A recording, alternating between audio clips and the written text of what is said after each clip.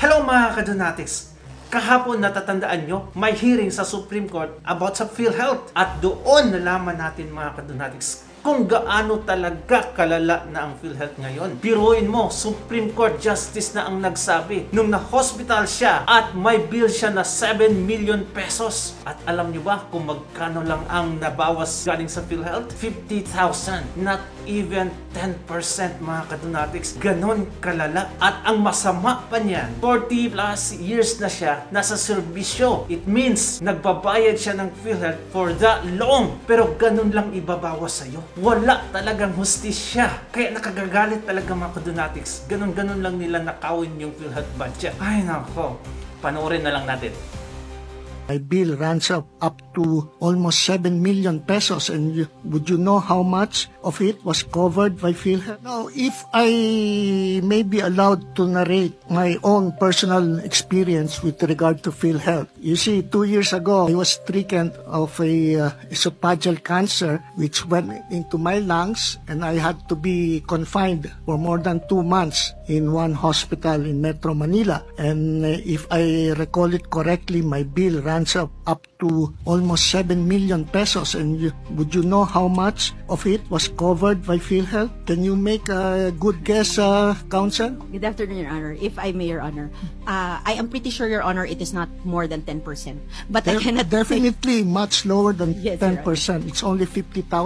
I don't know how to compute it, but I'm sure it's less than 2%.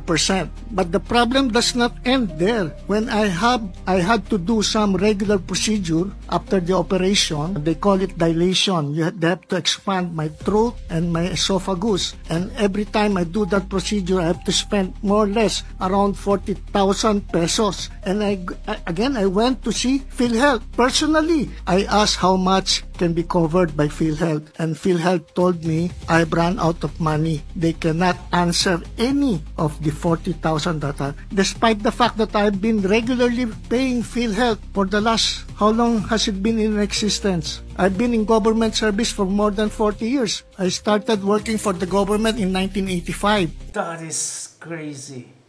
Sobra na talaga kalala yung PhilHealth. Grabe. And the fact that is only na small part of the agency. Kasi grabe pa yung corrupt sa ibang agencies. But grabe. Alam nyo ba, share a little bit of experience.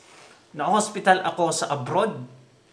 Nasa 150,000 pesos kung ita-translate siya sa peso, ang babayarin ko sa hospital bill. Pero dahil sa insurance nila, ganon kaganda yung health insurance doon sa Thailand. Para sa akin lang, it's better now to stop paying PhilHealth. Kasi pag ma-hospital ka, it seems like they don't know you. Siguro yung ilang years na nababayad ng PhilHealth, alam nyo ba, mas malaki pa siguro ang nabayaran nila sa PhilHealth kaysa ikaltas ng PhilHealth sa bill nila. That is the reality now in the Philippines. The fact na bilyon-bilyon ang hindi nagasto ng budget ng PhilHealth, ha? Nakasiting pretty lang. Ay nako, eto pa mga kadonatics. Panoorin nyo to kung gaano talaga kalala yung PhilHealth. Let's go. Kita ninyo, public hospital, total bill 270,894.75. Ang deduction ng PhilHealth nasa 32,964. What? Malaki pa nga yan, or 12.17%.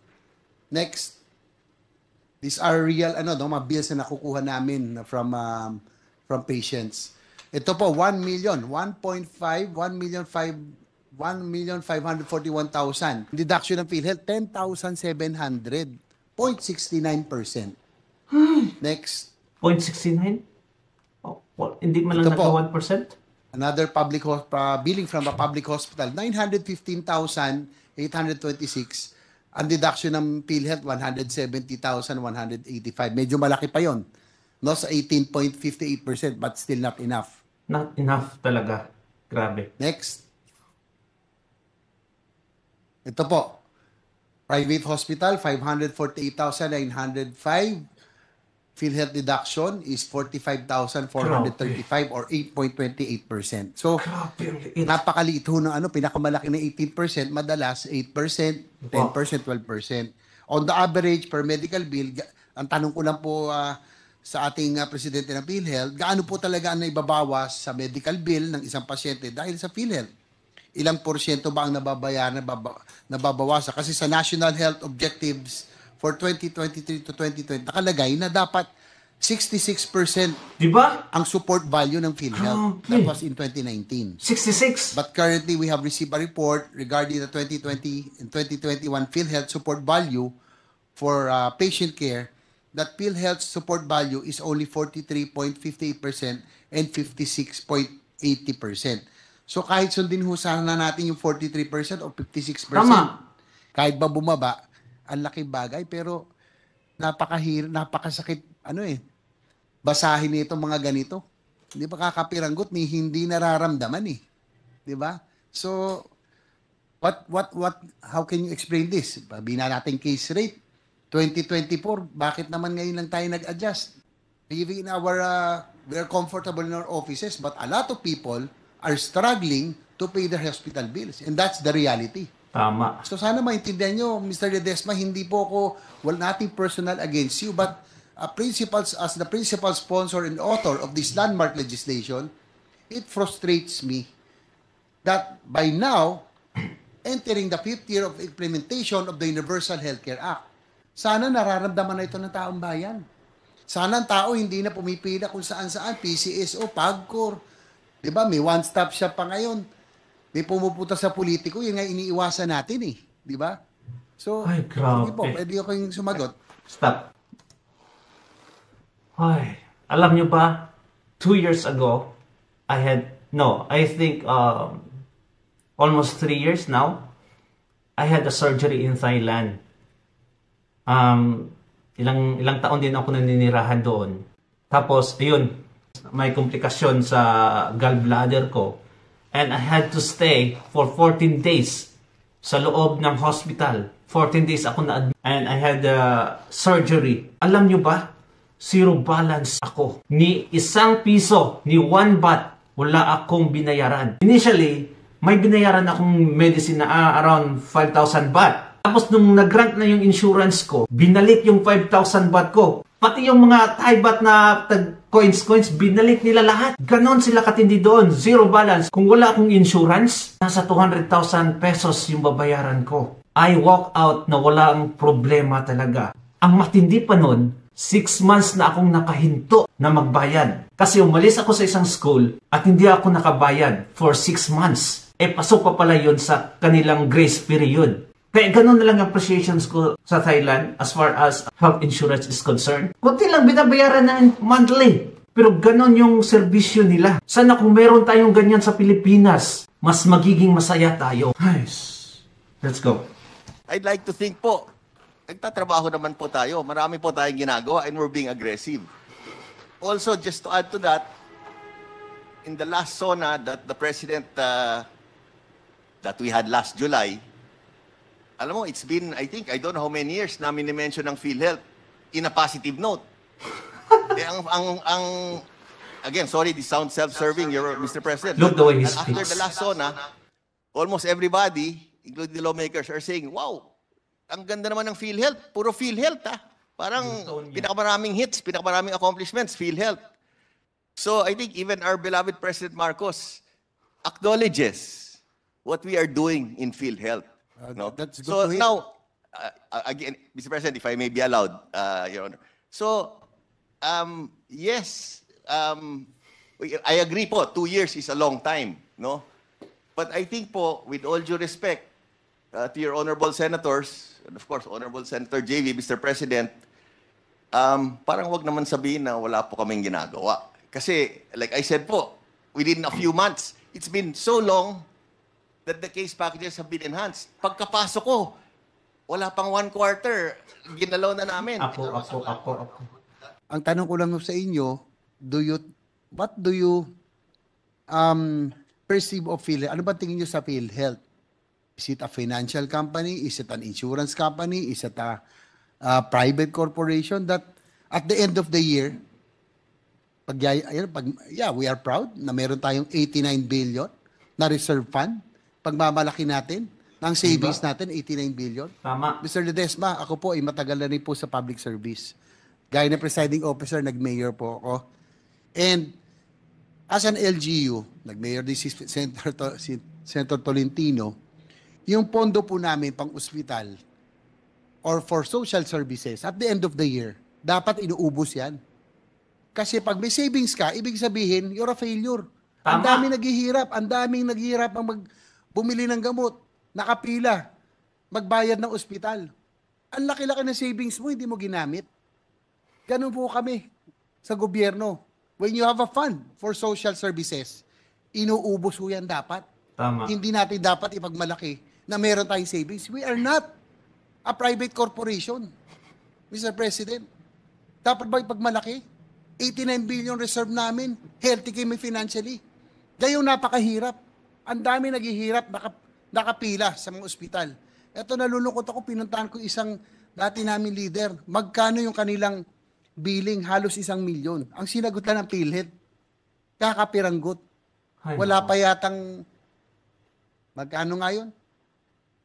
Parang 90,000, 1 million po yung billing. Ay, nako. Mr. Ledesma, ano po ang tingin nyo sa PhilHealth? Is it a private corporation? Is it a financial corporation?